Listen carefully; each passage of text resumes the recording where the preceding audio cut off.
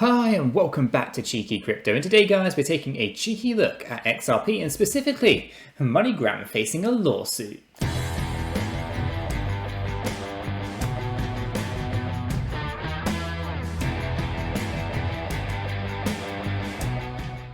So Chris, this is an interesting topic and caught me a little bit off guard. Did it catch you off guard? Yeah, I am surprised, but in this world at the moment, is anything, well, anything is possible, isn't it? Let's be honest.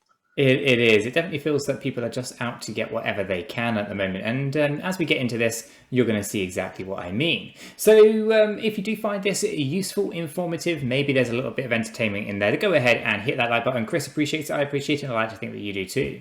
And of course, if you're new to the channel and you're not yet subscribed, don't forget to subscribe. By subscribing, you're going to be kept up to date with all the fantastic XRP news that we put out here at Cheeky Crypto. Right, with that said, let's jump on over to the desktop, Chris, and take a look at what's going on here. Yeah, let's do it. Right, so Chris, MoneyGram faces a lawsuit for allegedly mis-selling their investors. All about the XRP, of course. So let's see what's going on. This is always a bit of fun, right? So MoneyGram is facing a lawsuit for allegedly misleading investors about the cryptocurrency XRP, which it has been utilizing in money transfers for some time. So on Tuesday, a Roslyn law firm announced it has filed a class action lawsuit on behalf of those who bought MoneyGram securities between June 17th, 2019 and February 22 this year, right? So the law firm believes that these investors may be entitled to compensation after MoneyGram partner Ripple got into hot water with the SEC in December. And you know what they say, Chris, there's always people who feel entitled to compensation. And where there's a blame, there's a claim. And were you involved in a car accident between the years of 1992 and 1999? If so, you might be entitled to some compensation. And there's always some kind of nonsense. And I feel this is a bit premature as well, Chris. It's almost saying that XRP is already classed as a security, and because that is the case, we're going to sue everyone. That's what you're seeing, right? But it's not a security. They haven't even filed for it to be a security, and yet everyone's jumping to get whatever they feel that they're entitled to. I find this just disgusting behavior myself, Chris. I'm not sure if you agree with that. I guess it depends. If they've lost money because of wrongdoing, then fair enough. But I do kind of feel like you need to see the outcome, right? Because there's nothing at the moment that, as far as I'm aware, and correct me in the comments whether if you think I'm wrong, there's nothing that suggests that it's a slam dunk that the SEC are going to win this case, right? Like, you haven't even given Ripple the opportunity to be proven guilty just yet. So it does feel like it's a little bit too early for this. Exactly, and the investors of MoneyGram may be entitled to compensation. So it's just interesting. The whole thing feels it just feels very greedy. It's just like clawing at anyone who's touched XRP here to potentially see if they can get anything. It just feels like a desperate act from a desperate bunch of individuals myself. But let's continue this and see what else is going on here. So the SEC alleged Ripple's sales of XRP were in fact an ongoing $1.3 billion sales of unregistered securities. The case is still in the pre-trial discovery phase, and that's been an interesting and enlightening so far. So we'll see if anything else crops up there. But basically the law firm here has alleged that MoneyGram had made false or misleading statements and or failed to disclose that XRP, the cryptocurrency that MoneyGram was utilizing as part of its Ripple partnership, was viewed as an unregistered security and therefore unlawful security by the SEC. Now the thing is, right, and hear me out on this, Chris, because they're saying that investors who bought MoneyGram securities between June the 17th, 2019, so those particular individuals who, let's say, bought in to those MoneyGram securities in June of 2019, they're saying that MoneyGram should have known that XRP was a security, even though the Securities and Exchange Commission didn't even know themselves back in 2019 and were confirming to exchanges, it's okay, carry on as you were.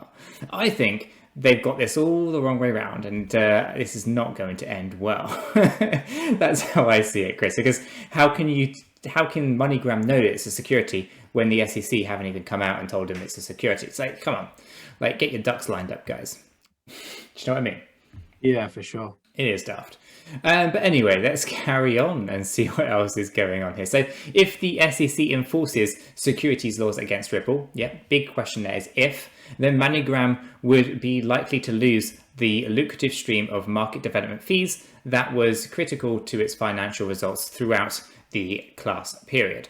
So the law firm again states further, as a result, MoneyGram's public statements were materially false and or misleading at the relevant times. When the true details entered the market, the lawsuit claims that investors, suffered damages. Now that I agree, right? So ultimately, they were using XRP to reduce their fees, which ultimately XRP is designed to do.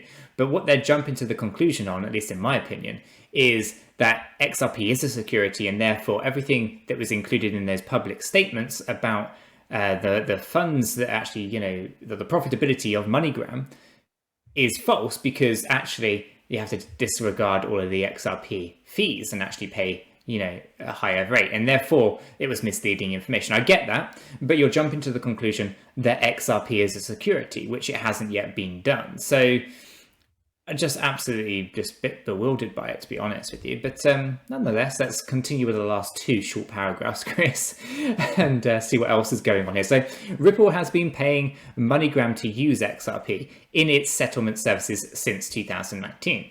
The money sender has reaped $61.5 million in those market development fees in that time, okay? So they're saying that actually 61.5 million they would not have received, and therefore it was false information. Fine, I get that. On February 22nd, MoneyGram said it was stepping back from its partnership with Ripple, citing the legal uncertainty around XRP. And that's probably where things really kind of, kicked off, I would have thought, Chris. I don't see if there's no more reading on. So yeah, what's your thoughts, Chris? Well, I'm pretty sure, if I remember it was a long time ago, and maybe there's some people watching that'll be able to just, tell me whether I'm right in what I remember. I'm pretty sure the SEC had to sign off the partnership with Ripple in the first place. And if I remember rightly, like, it was some time ago, don't get me wrong, when they partnered up. But I do remember seeing some paperwork to that effect. So I will be surprised if they're successful in this case against MoneyGram. There's parts of it that I agree with, and parts of it that I think are just too early. Like, if anything, the SEC are probably the ones that people should be sort of looking at, as they're the ones that, by putting the case against Ripple, have impacted